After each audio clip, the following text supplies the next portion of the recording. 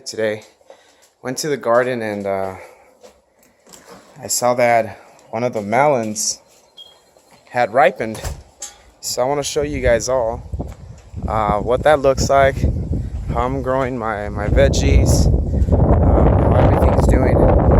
So yeah, sorry about the winds. It's super windy today, but this is where I got it from. So these are my plants. I mean, they're not looking all great and all, they're a little bit yellow, but check it out. Cantaloupes,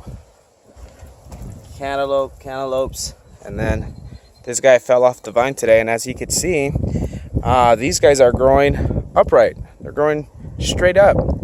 They're not taking any space on the floor. They're growing straight up, and they're actually being grown next to the what is this called here? Mouse melon, which is indigenous to Mexico. So really cool. Two types of little melons growing side by side. I was able to harvest my first one today. I mean, I think it's ripened.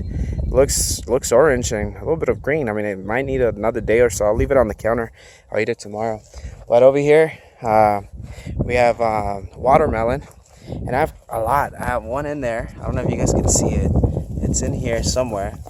I have one right here. This big one over here, big guy. And the vines just go everywhere in here. They started climbing up. This is a pumpkin, so I got a pumpkin plant in there. Of course, in here all my leafy greens. Look at my basil.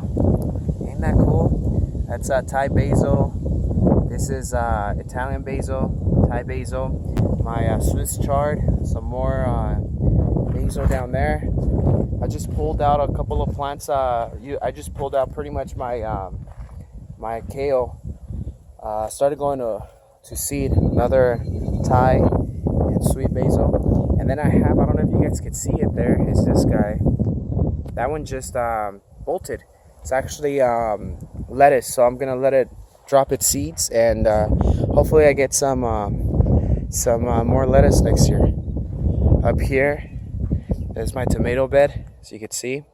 Of course, I'm in the high desert, so some of my tomatoes do better than others. And this year was my first year growing up here in the high desert, so it was a trial run to see what would work best, what wouldn't work best. But my cherry tomatoes seem to be the ones that did the best. I mean, these guys. I mean, this trellis that I built is 8 feet tall. I'm sorry, and just because it's tilting over, I haven't staked it any further. But it's I pulled it up the other day. Here, let me see if I could do it. And it was already touching. So you guys can see it's already passing that actually. So definitely going with cherry tomatoes this next year, just because I could see that it was it was better yield for me. The standard big varieties like the beef varieties didn't do so great. Actually, I think something's eating them because they're kind of bald on the tips, so something might have ate them. But you know, other than that, this one seems fine, but it just didn't grow. My cherries, my sun gold tomatoes, man, these little things right here are amazing. Even my dog eats them. Candy, here, tomato. Here, come here. You want a tomato? Here. I mean, I've never seen a dog eat a tomato, or at least, you know, wanting a tomato. And Candy just eats them right up. She loves tomatoes. So I have to watch out for birds that eat them. I have to watch out for ants, and I have to watch out for my little dog. My cherry tree, I thought it wasn't going to make it. It made it. I made this planter for it out of the same wood planks that I used to build my fence back there. And I got my cherry tree, and then I got some peppermint and spearmint in there. Check out my peppers though. Pepper plants are doing great. Of course, I topped these guys in the beginning because it's super windy over here, so I needed to top them. Have different kinds of varieties, of course. This is Serrano. This I'm not too sure. These are all really spicy peppers, aside from the Serrano and the yellow peppers. But this guy right here, it looks like a Bujulokia, might be. And then these are the ones that you get like at In-N-Out, like the ones that are pickled in vinegar. My wife really likes them, and this has actually been my best This has been my best fruiting plant so far this year. We picked tons of peppers from this guy. You guys can see still it's fully loaded right now with tons of little baby peppers. Tons everywhere inside. One of the things that I am suffering a lot from is going to be aphids. I have to come almost like every 2 days and spray them down with soapy water. Just try to knock them down. But I have 3, 6, 8 pepper plants in this bed, 6-foot bed. And then this one again, another pepper that I'm not too sure exactly what it is. It might be a cross. Looks like a moruga, but it's too pointy at the end. But again, this guy is full of peppers as well. I pretty much have had peppers from every single plant except this guy. This guy has struggled the entire season from day one. The only one from the entire batch of seeds that I had that sprouted, the only one that grew, and I didn't want to toss it because it's a Carolina Reaper. But I've yet to get any fruits from this pepper. Oh my god, it's driving me nuts. I know this one's a moruga for sure. Well, not for sure because it might be a scorpion. But it's I know it's being shaded out by this big behemoth of a plant over here. But I'm gonna let it do its thing. I mean, if it wants sun, it's gonna have to go further up in order for it to get sun. But I like it, and it has a lot of peppers too. Okay, and this guy, another serrano pepper. It's full with little serranos everywhere. It's full of them. So I mean, I have guacamole, I have salsas, I'm Mexican, so I like spicy, and my wife is Mexican too, and she loves spicy. So we eat peppers, 10, 20 peppers a day. Even my daughter eats these peppers, but yeah, we love them. And then lastly, this is a scorpion for sure, because I could see this guy down here, and that looks like a scorpion to me. You guys can correct me if I'm wrong, but that sure looks like one to me. Candy place. So we'll see how that comes out. Over here, I have my lemongrass. I had some squash, but aphids. God damn aphids! I hate those things. They grow everywhere.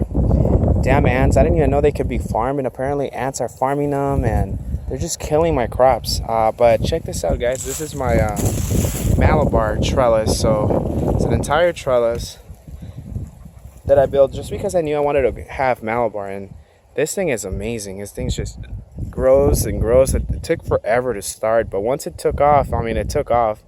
I've trimmed the tops that way it could promote side shoots, and it could fill my whole thing over here. I picked 1 or 2 leaves, but I haven't made a meal out of them. I really want to see this wall green. And this is my cucumber bed, and as you can see, it's funny because there's only I think like 3 cucumber plants in here, and it's the Armenian type. So it's an Armenian cucumber, and you know what, guys, honestly, this is my new favorite cucumber of all time.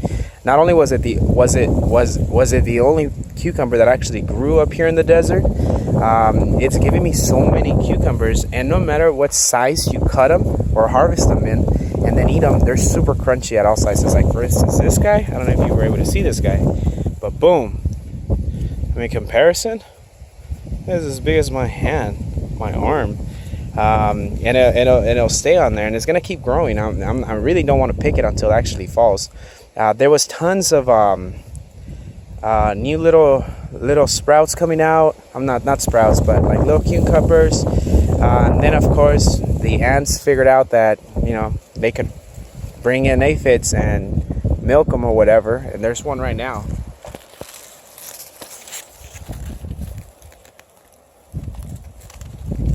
I don't know, you guys can't see it, but there's tons of aphids all over this thing.